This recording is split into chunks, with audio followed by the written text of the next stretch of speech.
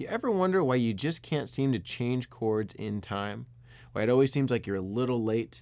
This is more of a beginner question. It's not an advanced player. Most advanced players pretty much have this down. But as a guitar teacher, there's something I notice that you don't see it written in sheet music, and a lot of people, pretty much every guitar player does this, but very few actually think about the fact that they're doing it, and it's the thing that helps them land the chords in the right spot. And so I'm going to give you kind of the tip on how to do this. The trick to changing chords well is that you actually start your change on the beat or on your strum right before you want to land it. So for example, I'm going to use the intro to Paul Balazs's Your Name. We have this feel, it's you have your 16th note strum pattern, and we're just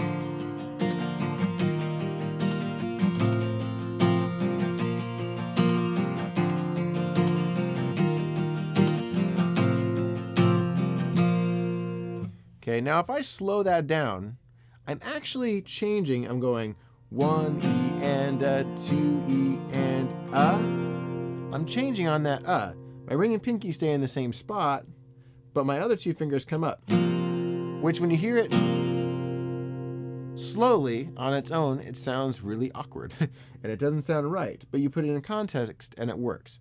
So once again, we'll go through that pattern. We're going to go 1 E and a 2 E and a 3 E and a 4 E and a 1 E and a 2 E and a 3 E and a 4 E and a.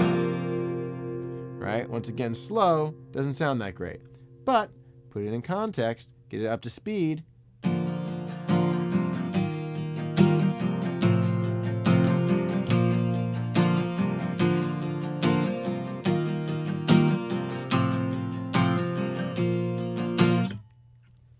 Now this is something, like I said, it's really something that kind of takes your playing into that natural place.